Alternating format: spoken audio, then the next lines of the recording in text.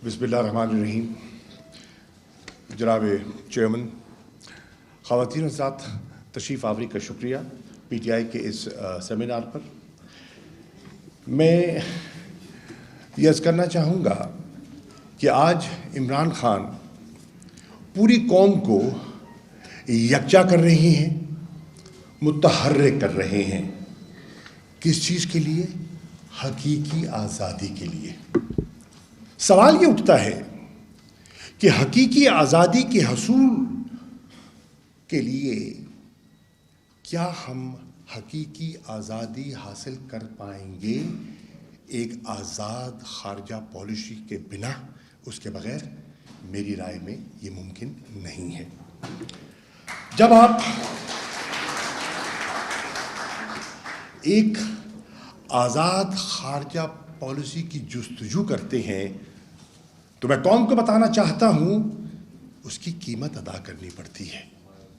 तारीख़ इस बात की गवाह है कि ये ख्वाब देखने वाले कभी सूली चढ़ जाते हैं और कभी उनके तख्त उछाले जाते हैं, जिसको हम अंग्रेज़ी में रिजीम चेंज कहते हैं। ख़वातीन हज़रात, अगर इमरान खान भी माजी के हुक्मरानों की तरह सर झुका के चलने की रीत बरकरार रखते तो फिर मेरी राय में न साजिश होती और न मदाखलत की ज़रूरत पड़ती।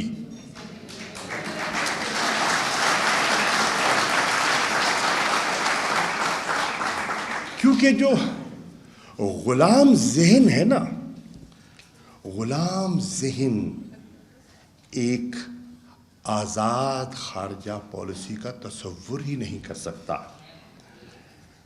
और एक जो आज़ाद ज़हन है ना वो कभी इम्पोर्टेड हुकूमत बर्दाश्त नहीं कर सकता। तो ये है पस मंज़र, जिस पस मंज़र को सामने रखते हुए मैंने आज अपनी गुफ्तगू करनी है। ख़वातीन हज़रात, मत भूलिए कि पाकिस्तान की खारजा पॉलिसी जब भी मुरतब की जाएगी उसमें बहुत सी कंस्ट्रेंट्स का सामना करना पड़ेगा। और इमरान खान ने जब बागडोर संभाली ये 2018 के इलेक्शंस के बाद, तो बहुत सी कंस्ट्रेंट्स थी जिनका हमें सामना था। वक्त की दामन में गुंजाइश नहीं है, मैं सिर्फ 3 का जिक्र कर देता हूँ। सबसे पहली कंस्ट्रेंट जो हमारे सामने थी और आज भी है, वो ये है कि पाकिस्तान की जो लोकेशन है वो एक जियो स्ट्रेटेजिक हॉट बेड में है। पाकिस्तान का जो मौका महल है वो इस वक्त इंटरनेशनल पावर्स की एक बैटल ग्राउंड बना हुआ है। ये पूरा खित्ता और उसका जो तनाव और उसकी जो खिंचाव तो आप देखते हैं, उसकी कीमत पूरी कौम को देनी पड़ती है। हमें अगर आज़ाद खारजा पॉलिसी मुरतब करनी है तो हमें माशी तौर पर मुस्तहकम होना होगा। और जब इमरान खान बागडोर संभालते हैं तो कैफियत ये होती है कि पहले जो हमें दौरे करने पड़ते हैं वो खारजा अमूर के लिए नहीं, मुल्क को दिवालियापन से बचाने के लिए। कभी हम सऊदी अरब जाते हैं, कभी हम UAE जाते हैं और कभी हम चीन जाते हैं। जैसे शौकत तरीन साहब कह रहे थे, 19.2% का वो एक खसारा छोड़ के जाते हैं। और अगर हमने मुल्क को डिफ़ॉल्ट से बचाना था तो हमें फिल फॉर हमें ये प्लग करना था और वो हमने किया। तो आज़ाद खारजा पॉलिसी के लिए माशी इस्तेकाम उसकी एक बुनियादी ज़रूरत है। हमारी कैफियत क्या है? हमारी कैफियत आज भी ये है कि हम इन्हिसार कर रहे हैं दोस्त ममालिक पर, और हमारा आज भी फाइनेंशियल असिस्टेंस के लिए हम मल्टीलैटरल इंस्टीट्यूशंस की तरफ देख रहे हैं। और तीसरी कंस्ट्रेंट ये है कि हम एक साइकोलॉजिकल इनसिक्योरिटी का शिकार हैं। हम मुसलसल नफ्सियाती दबाव में रहते हैं, और जब हम एक साइकोलॉजिकल इनसिक्योरिटी का शिकार होते हैं तो वो जन्म देती है ग़ुलामाना ज़हनियत को।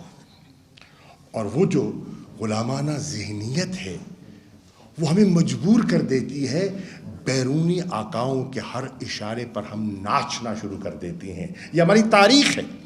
اور آپ دیکھتے ہیں کہ ہم سروسز پرووائڈ کرتے ہیں, اور آپ نے دیکھا کہ ہم نے سروسز پرووائڈ کی اور 80,000 سے زیادہ کیجولٹیز 9/11 کے بعد ہماری قوم کو ان کا سامنا کرنا پڑا. 2018 کے الیکشن کے بعد جب عمران خان صاحب وزیر اعظم بنتے ہیں تو اس روش کو سامنے رکھتے ہوئے ہم حالات کو درست کرنے کی جستجو کا آغاز کرتے ہیں. منزل دور ہے لیکن ہم نے آغاز کیا. اس آغاز میں ہم نے پہلا پیغام دنیا کو دیا, اور وہ پہلا پیغام کیا تھا؟ پہلا پیغام جو ہم نے دنیا کو دیا, ہم نے جتنے ہمارے انٹرنیشنل پارٹنرز ہیں ان کو پیغام دیا کہ ہم کسی کیمپ پالیٹکس کا حصہ نہیں بننا چاہتے. ہم نے ان کو کہا کہ ہم نے ماضی میں برج بلڈنگ کا رول تو پلے کیا, اور تاریخ اس بات کی گواہ ہے کہ 70 کی دہائی میں چین اور امریکہ کے درمیان جو رابطے کیے گئے اور پل بنایا گیا وہ پاکستان نے اس کی جو ہے بنیاد رکھی. ہم نے واضح پیغام دیا کہ ہم غلط فہمیاں دور کرنے کے لیے کردار ادا کر سکتے ہیں, برج بلڈنگ کا رول پلے کر سکتے ہیں. ہم چائنا کنٹینمنٹ پالیسی کا حصہ نہیں بن سکتے. ہمارے پڑوس میں ہمارا ہمسایہ ہے, وہ بالکل تیار تھا, اور آپ نے دیکھا کہ اس تیاری کا انہوں نے فائدہ بھی اٹھایا, اور آج وہ اس خطے میں امریکہ کا نیا اسٹریٹجک پارٹنر بن چکا ہے. ہم نے واضح دنیا سے کہا کہ ہم نہیں چاہتے کہ ہم کسی کانفلکٹ کا حصہ بنیں. ہاں, امن کی خواہش کے لیے ہم سب سے تعاون کرنے کے لیے تیار ہیں. وی ول بی پارٹنرز ان پیس. آپ کے یہ الفاظ ہیں, آپ نے مختلف فورمز پہ کہے, and I am quoting you. ہم کانفلکٹ کا حصہ نہیں بننا چاہتے. کیوں نہیں بننا چاہتے؟ Because we do not want global wars on our borders. ہم نے قیمت ادا کی ہے. 9/11 کے بعد جیسے میں عرض کر چکا 80,000 سے زیادہ کیجولٹیز. 9/11 کے بعد $150 ارب سے زیادہ ہمارے اکنامک لاسز. اور جب دہشت گردی کی جنگ اپنے عروج پر تھی تو 35 لاکھ کے لگ بھگ انٹرنل ڈسپلیسمنٹس, نقل مکانی, اور خیبر پختونخوا نے بہت بڑی قیمت ادا کی. اب ہم غافل نہیں ہیں اور جانتے ہیں کہ اس وقت امریکہ اور چین کا ایک نئی کمپیٹیٹیو انوائرمنٹ ہے, کانٹسٹیشن. ہم غافل نہیں ہیں اور آگاہ ہیں کہ اس وقت روس اور امریکہ کے تعلقات میں کھچاؤ ہے, تناؤ ہے, and the tensions are on the rise.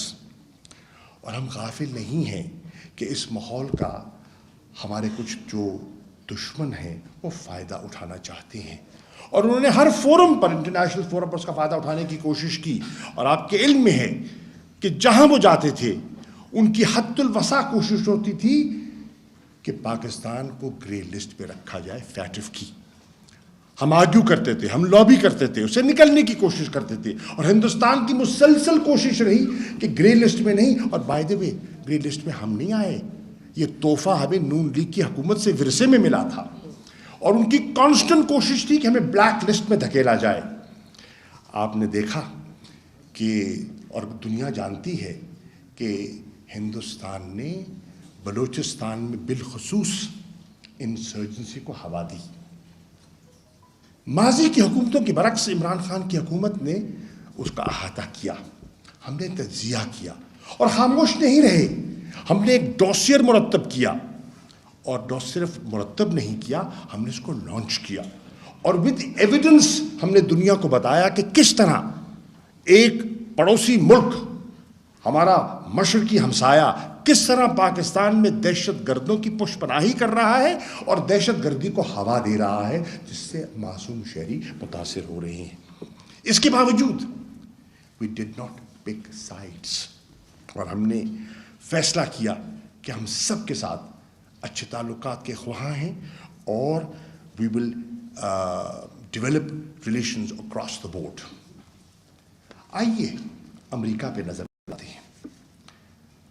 آج شہباز شریف نیو یارک میں کھڑے ہو کے کہتے ہیں کہ عمران خان کی حکومت نے امریکہ کے ساتھ تعلقات متاثر کر دیے. عمران خان کے بیانات نے، عمران خان کی پالیسی نے امریکہ کے ساتھ جو ہمارے دو طرفہ تعلقات ہیں اس پر ایک نیا کھچاؤ پیدا کیا. حقیقت اس کے برعکس ہے. حقیقت کیا ہے؟ حقیقت یہ ہے، اور میں یہ واضح کرنا چاہتا ہوں آغازی میں، کہ ہم امریکہ کے نہ خلاف تھے نہ خلاف ہیں.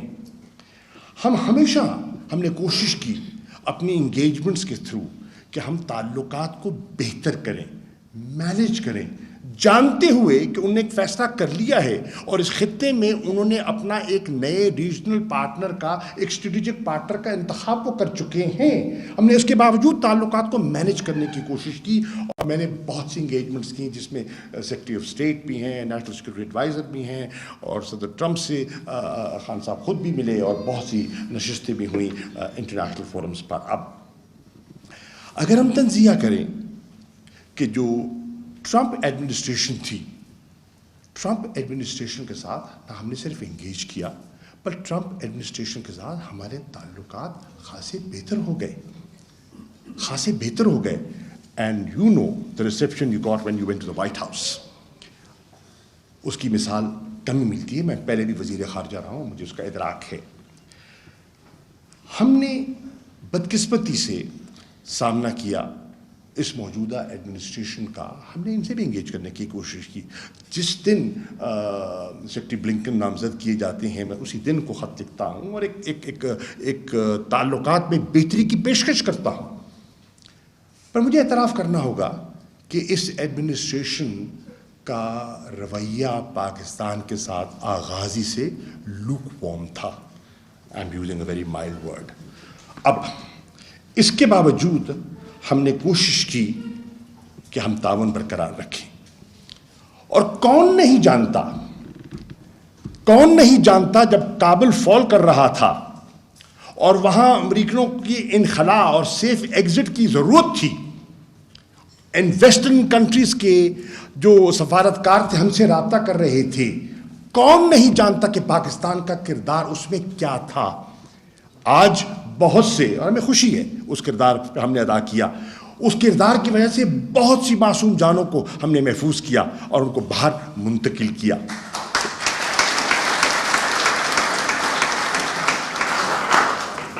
اس کو اکنالج تو کیا جاتا ہے، اکنالج کیا گیا، لیکن کوئی تعلقات میں خاطر خواہ بہتری کے لیے پیش رفت نہ دکھائی دی.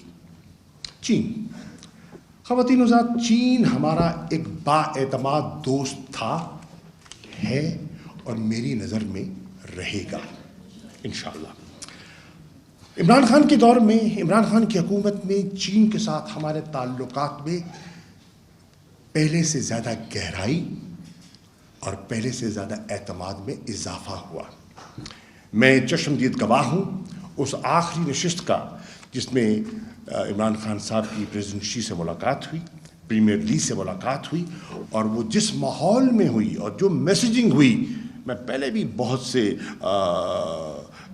چین کے حکمرانوں سے ملتا رہا ہوں، میں نے یہ گرم جوشی پہلے نہیں دیکھی جو میں نے آخری ملاقات میں جب آپ اولمپکس کی گیمز کے لیے تشریف لے گئے تھے، ونٹر اولمپکس کی گیمز کے لیے، وہ میں نے ماضی میں نہیں دیکھی. عمران خان صاحب نے چین کے تعلقات کو اور جو اکنامک کوریڈور ہے اس کی اہمیت کو سامنے رکھتے ہوئے اس کو وسعت دی، اور ہم نے second phase of CPEC sign کیا. نہ صرف ہم نے سی پیک کا فیز 2 سائن کیا جس میں کہ ورکنگ گروپس میں اضافہ کیا، بلکہ ہم نے سی پیک کی ایک اتھارٹی قائم کی، اور اتھارٹی کا بنیادی مقصد یہ تھا کہ جو پروجیکٹس ہیں ان کو جلد از جلد پایہ تکمیل تک پہنچایا جائے. ہم نے یہ بھی ایک مفروضہ گھڑا گیا کہ عمران خان کی حکومت میں جو پروجیکٹس ہیں، سی پیک جو ہے وہ سلو ڈاؤن کر گیا تھا. ہرگز نہیں. مت بھولیے کہ پہلے تو ایک کووڈ انوائرمنٹ تھی، لیکن اس انوائرمنٹ کے باوجود سی پیک کے پروجیکٹس میں انویسٹمنٹ جاری رہی، اور بہت سے جو منصوبے جاری تھے ان کو ایکسلریٹ کیا گیا.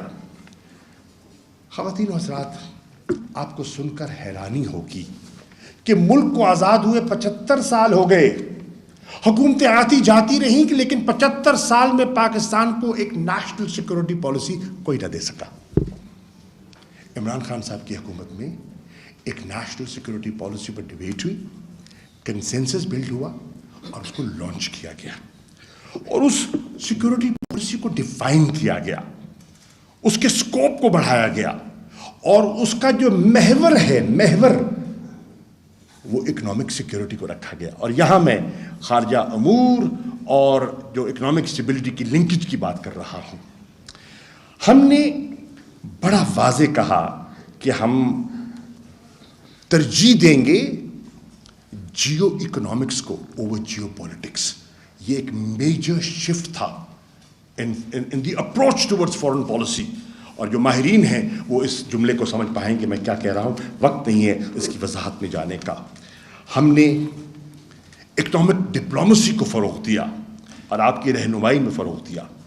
ہم نے ایمفسس لے کیا on regional connectivity for economic well being and stability of Pakistan, اور اس کے لیے ہم نے جو سینٹرل ایشین ریپبلکس ہیں ان کے ساتھ اپنے تعلقات میں ہیوی انویسٹمنٹ کی، اور اس انویسٹمنٹ کا نتیجہ یہ نکلا کہ وہاں ہمارے انویسٹمنٹ اور جو ایگریمنٹس ہیں، ٹریڈ ایگریمنٹس، نہ صرف ہم نے نیگوشیٹ کیے بلکہ معاہدے سائن کیے.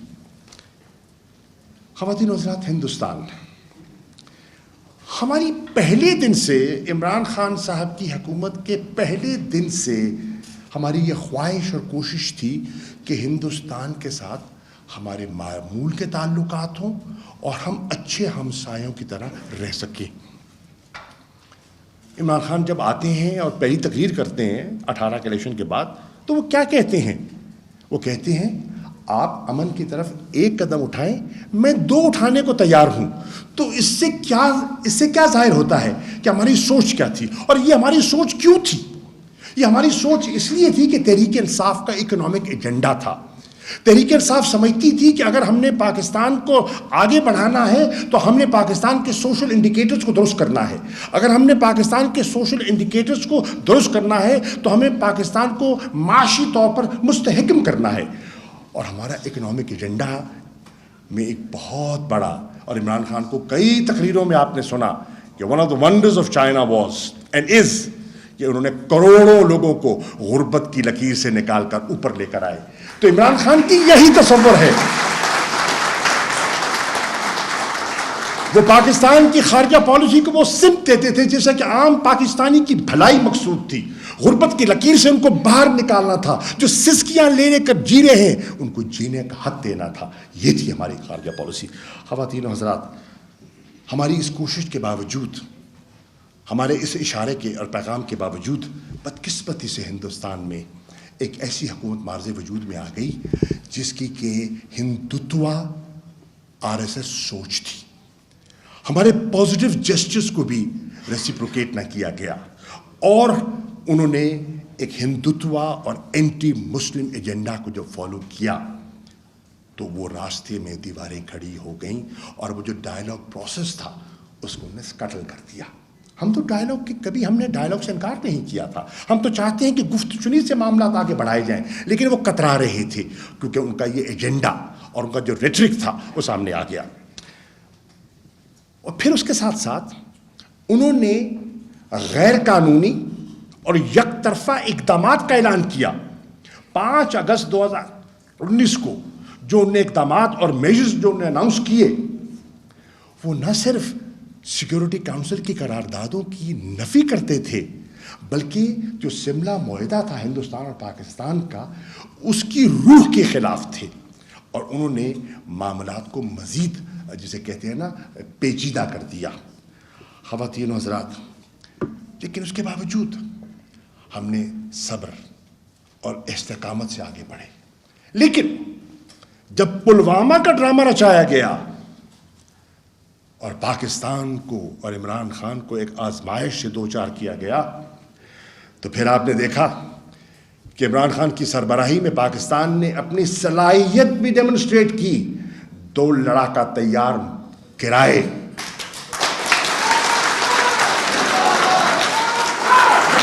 اور ابھی نندن کو چائے کی پیالی پلا کر واغا سے رخصت کیا گیا. لیکن اس کے باوجود ہم نے جنگوازم کا سہارا نہیں لیا, ہم نے ایڈونچرزم کی طرف نہیں گئے. اس کے باوجود ہم نے ریسٹرینٹ کا مظاہرہ کیا اور ہم نے کہا کہ ہم معاملات کو امن سے آگے لے کر چلنا چاہتے ہیں. خواتین و حضرات, کشمیر, ہم ہمیشہ کہتے آئے کہ ہماری خارجہ پالیسی کا یہ ستون ہے, کارنر سٹون ہے. میں ایمانداری سے کہتا ہوں, اقوام متحدہ کی تقریریں اٹھا کے دیکھ لو, ماضی کے حکمرانوں کی بھی اٹھا کے دیکھ لو, اور عمران خان نے اقوام متحدہ کے جنرل اسمبلی کے اجلاس پہ جو خطاب کیا وہ بھی UN کی ویب سائٹ پہ موجود ہے, اس کا بھی ملاحظہ کر لو. ایک تقابلی جائزہ آپ کے سامنے آ جائے گا کہ ان کی کشمیر کے بارے میں کیا سوچ تھی. ایک وقت تھا, اور آپ نے خود کہا کہ فارن آفس میں کے ورڈ کی ممانعت ہو گئی تھی, اس کا ذکر کرنا بھی ہچکچاہٹ محسوس کی جاتی تھی ذکر کرنے میں, اور کتراتے تھے لوگ. لیکن الحمدللہ عمران خان نے ہر انٹرنیشنل فورم پر مسئلہ کشمیر کو اتنا اجاگر کیا اور کہا کہ میں سفیر ہوں کشمیر کا, اور میں یہ مقدمہ دنیا میں لے کر جاؤں گا. لے کر گئے. جتنی اوورسیز کمیونٹی کو اس ہمارے ان 3.5 سالہ دور میں یورپین کیپٹلز میں جو موبلائز کیا گیا, اس کی تاریخ نہیں ملتی. اگر ہے تو میرے سامنے لائیں, میں اس پر ڈیبیٹ کرنے کو تیار ہوں. آئے بلاول میرے ساتھ آئے, اس پر بحث کریں, ان نے کیا کیا, ہم نے کیا کیا.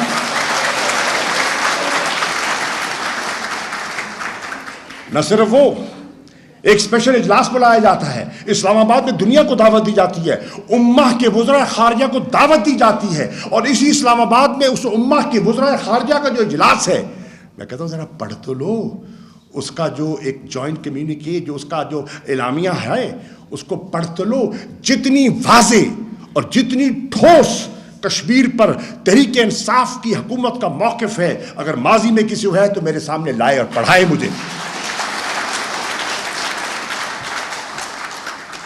خواتین و حضرات, جموں اور کشمیر میں, انڈین اللیگلی آکوپائڈ جموں اور کشمیر میں جو انسانی حقوق کی جو خلاف ورزی ہو رہی تھی اور ہو رہی ہے مسلسل, ہر انٹرنیشنل فورم پر الحمدللہ عمران خان نے اور ان کی ہدایت پر میں نے اس کو اجاگر کیا اور ہندوستان کو بے نقاب کیا.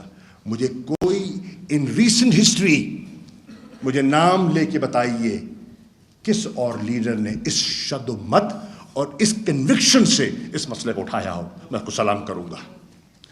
ایران ہمارا پڑوسی بھی ہے, اور جب ہم حکومت میں آئے تو خواتین و حضرات ہم نے محسوس کیا کہ ایران کے ساتھ جو ہماری روایتی تاریخی گرم جوشی تھی وہ سرد موری کا شکار ہے. چنانچہ ہم نے, کیونکہ ہمارا ایک لمبا بارڈر ہے ایران کے ساتھ, اور ہمارا انٹرسٹ تھا کہ یہ border of peace and stability رہے.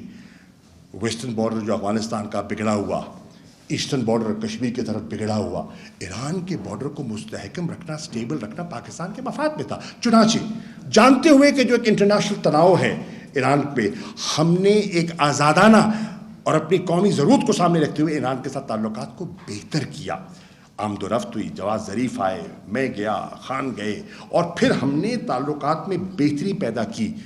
نتیجہ نکلا کہ ایران کے ساتھ ہم نے اپنی تجارت کو بڑھانے کی کوشش کی, اور پہلی مرتبہ ایک نیا کانسیپٹ انٹروڈیوس کیا گیا, اور وہ تھا establishment of border markets. MOU sign کیا to establish border markets between Iran and Pakistan, تاکہ ہماری تجارت کو فروغ دیا جا سکے. اور پھر ایران کے ساتھ تعلقات میں بہتری کی ضرورت اس لیے بھی محسوس کی گئی کہ اگر ہم افغانستان میں امن چاہتے ہیں اور استحکام چاہتے ہیں جو پاکستان کے امن و استحکام سے جڑا ہوا ہے, تو ایران کی ضرورت ہے. اگر ہم ریجنل کنیکٹیوٹی چاہتے ہیں سینٹرل ایشیا سے, تو ہم ایران سے لا تعلق ہو نہیں سکتے. اگر ہم چاہتے ہیں کہ ہمارا جو انرجی کرائسس ہے اس سے ہم اس پر غلبہ پائیں, تو پھر Iran Pakistan gas pipeline ایک حقیقت بن سکتی ہے اور ہمارے انرجی کرائسس کو ہم اوور کم کر سکتے ہیں. اور اگر ہم سمجھتے ہیں کہ ہم نے تجارت بڑھانی ہے تو تجارت بڑھانے کے بے پناہ امکانات موجود ہیں. روس. خواتین و حضرات، بہت باتیں میں نے سنی کہ عمران خان نے عجلت میں فیصلہ کر دیا اور ماسکو روانہ ہو گئے. میں ریکارڈ کی درستی کے لیے آج کہنا چاہتا ہوں کہ پہلی بات تو یہ ہے کہ عمران خان نے روس جانے سے پہلے طویل مشاورت کی. وزیر اعظم ہاؤس میں اجلاس ہوئے، 2 نشستیں ہوئیں، ایک کی صدارت وزیر اعظم نے کی، ایک کی صدارت میں نے کی، اور ہم نے جتنا ہمارے پاس انسٹیٹیوشنل انپٹ تھا، ریٹائرڈ فارن سیکرٹریز تھے، ایکسپرٹس تھے، ان کو مدعو کیا اور ہم نے وے کیا کہ جانے کے فوائد کیا، نقصانات کیا ہیں. اور اس کے ساتھ ساتھ ہم نے انسٹیٹیوشنل کنسنسس بلڈ کیا. آج جو کہتے ہیں کہ عمران خان کا فیصلہ ہے وہ غلط کہتے ہیں. یہ عمران خان کا نہیں، یہ پاکستان کا فیصلہ تھا. اور اس فیصلے کو سامنے رکھتے ہوئے ہم ماسکو گئے. اور ماسکو میں جو 3.5 گھنٹے کی نشست ہوئی، خان صاحب کے پاس تو اس کی پوری یاداشت آپ کے ذہن میں ہے. But as a person who has been foreign minister of this country twice, میں آپ کی خدمت میں عرض کر سکتا ہوں کہ اتنی مفصل اور اتنی ٹھوس نشست پاکستان کے کسی سربراہ کی روس کے صدر کے ساتھ ماضی میں نہیں ہوئی.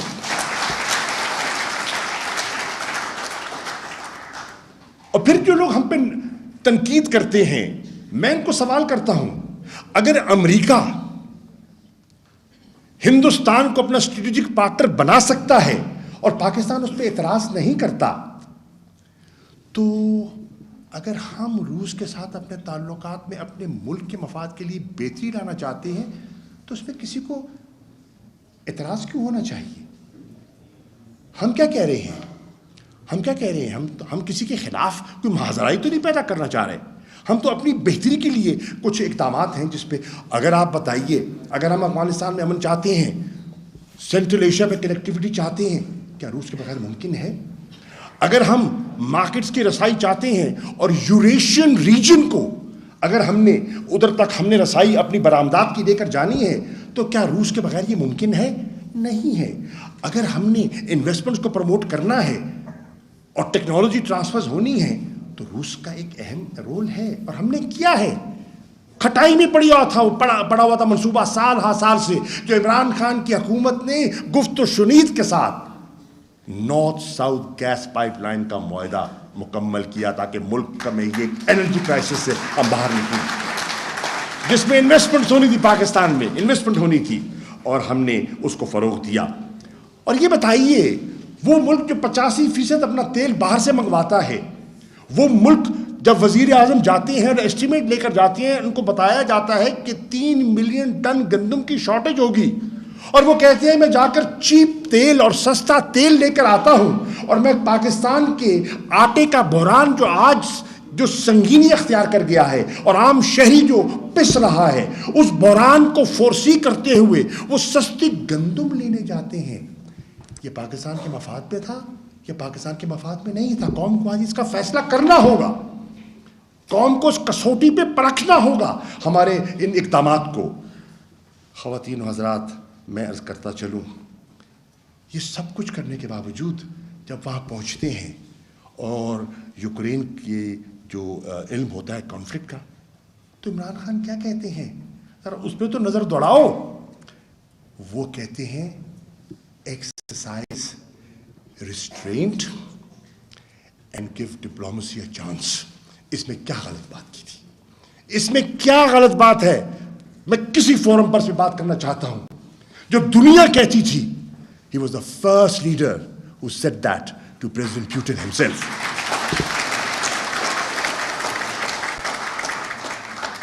ہاں، ہم نے سلامتی کاؤنسل میں ایبسٹین کیا، ہیومن رائٹس کاؤنسل میں ایبسٹین کیا. صرف ہم نے کیا، ہندوستان نے نہیں کیا. سری لنکا نے نہیں کیا, اور بہت سے ممالک نہیں کیا, بہت سے ممالک نے کیا. اگر پاکستان نے کیا تو کیا قیامت ٹوٹ پڑی. یورپین یونین, یورپ میں بہت بڑی پاکستانی کمیونٹی رہتی ہے اور بہت بڑی منڈی ہے ہماری برآمدات کی. تحریک انصاف کی پہلی حکومت ہے اور عمران خان کی حکومت ہے جس سے گفتگو تو ہوتی رہی, لیکن ہم نے گفتگو کو منطقی انجام تک پہنچایا. اور مجھے یہ کہتے ہوئے مسرت محسوس ہو رہی ہے کہ پی ٹی آئی کی گورنمنٹ نے یورپین یونین کے ساتھ ایک long term strategic engagement plan پر دستخط کیے. میں برسلز گیا, فیڈریکا موگرینی کے ساتھ میں نے وہ دستخط کیے, اور اس کے ساتھ ایک لانگ ٹرم یورپین یونین کے ساتھ ہم نے اپنا سمت اور اپنے راستے کا تعین کیا, جہاں ہمیں ہماری ضرورت بھی ہے اور ہماری منڈی بھی ہے. خواتین و حضرات, ہم نے لابی کی جی ایس پی پلس فیسلٹی, جس کی میعاد ختم ہو رہی ہے 2023 میں, اور 2023 کی فیسلٹی کے لیے ہم کہہ رہے ہیں کہ پاکستان کو بڑھائی جائے تاکہ ہماری ایکسپورٹس بڑھتی رہیں. اور ہوا کیا کہ کووڈ کے انوائرمنٹ میں جہاں دنیا کی گلوبل اکانومی کانٹریکٹ کر رہی تھی, یورپ میں ہماری ایکسپورٹس میں اضافہ ہوا because of GSP Plus, and it was a two-way beneficial thing. Engagement with Africa Initiative. 1 ارب کا کانٹیننٹ, 50 سے زیادہ ممالک اس کا حصہ, اور پاکستان کا اس سے کوئی ہمارے روابط نہ ہونے کے برابر. عمران خان کیا کرتے ہیں؟ عمران خان اس کی افریقن کانٹیننٹ کی اہمیت کو سمجھتی ہے اور کہتے ہیں کہ لیٹ اس انگیج ود افریقہ. ہم نے نئے مشنز کھولنے کا فیصلہ کیا, ہم نے کئی مشنز کو اپ گریڈ کیا, ہم نے تجارت کو فروغ دیا, اور نتیجتاً 2 سالوں میں, عمران خان کے 2 سالوں میں افریقن کانٹیننٹ کے ساتھ آپ کی ٹریڈ میں 7% اضافہ ہوتا ہے. اور جب ہم اقوام متحدہ کی بات کرتے ہیں اور سیکورٹی کونسل ریفارمز کی بات کرتے ہیں, یو این کی اصلاحات کی بات کرتے ہیں, تو مت بھولیے African countries are a very important group. یہ ایک گروپ ہے جس کو کافی گروپ بھی کہتے تھے, اور آج اس کو کہتے ہیں گروپ UFC گروپ.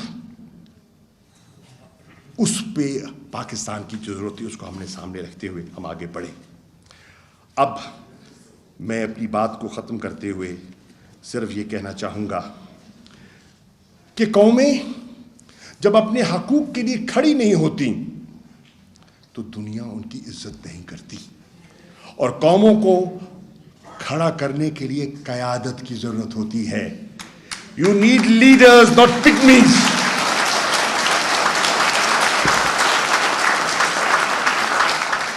اور اگر قوم کو ایک لیڈر مل گیا ہے,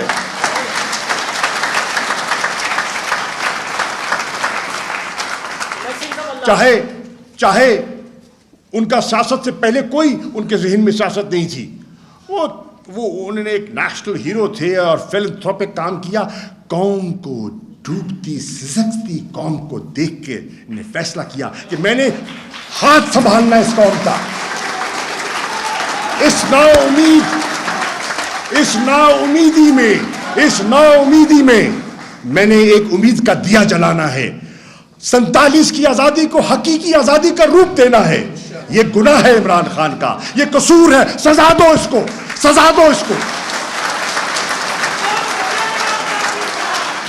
یہ قوم کو جگانا چاہتا ہے.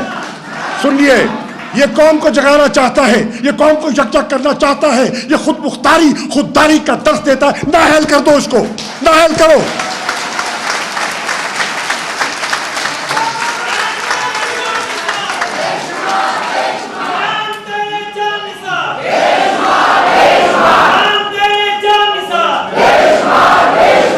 عمران کہتے ہیں کہ پاکستانیوں, نہ تم کوئی معمولی ملک ہو اور نہ تم کمزور ملک ہو. جو چھٹی دنیا کی بڑی مملکت ہو وہ معمولی ملک نہیں ہوتا. جو ایٹمی قوت ہو اس کو آپ اس طرح اس کو فار گرانٹیڈ نہیں لے سکتے اگر قیادت میسر ہو. اگر ٹوڈیز ہوں تو پھر اللہ ہی بالغ ہے. جناب والا, and lastly, Imran Khan has said it, and let me repeat, and let me quote him. Pakistan is not a resource poor country. We are a mismanaged country. اور اس mismanagement میں he is the first Pakistani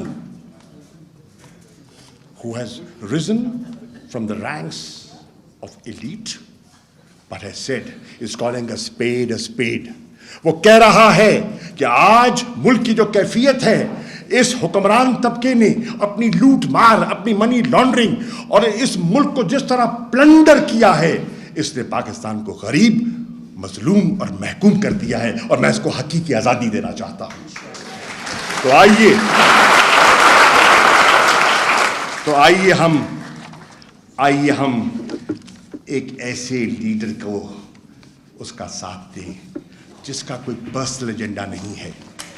آج بہت سے لوگ آئے ہیں, آج میں دیکھ رہا ہوں جہازوں پہ, وزرائے اعظم کے جہازوں پر جاتے ہیں اور اسی کچے دھاگے سے بھی بندھے واپس چلے آتے ہیں.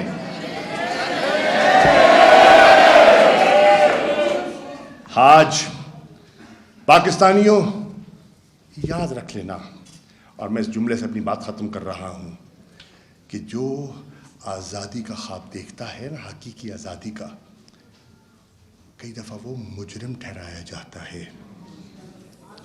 غلاموں کو آزاد کرانا جرم ہے, اور جرم کی سزا دی جاتی ہے.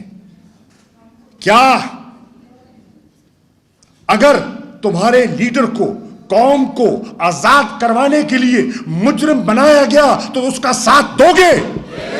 یہ ہے آج پاکستانی قوم کو فیصلہ کرنا. یہ ہے انتخاب جو آج پاکستان کو کرنا ہے. اگر آزاد خارجہ پالیسی بنانی ہے تو اس کی قیمت ادا کرنی پڑے گی. آج فیصلہ کر لو, آج فیصلہ کر لیں, یا آئیے مل کے رہتے ہیں غلام, ابن غلام بنت غلام, یا غلامی قبول کر لو یا غلامی کی زنجیریں توڑ ڈالو. اور اگر غلامی کی زنجیریں توڑنی ہیں تو پاکستان کو معاشی طور پر مستحکم کرنا ہوگا. اگر غلامی کی زنجیریں توڑنی ہے تو آزاد خارجہ پالیسی پاکستان کو دینی ہوگی. And let the people know, let the world know,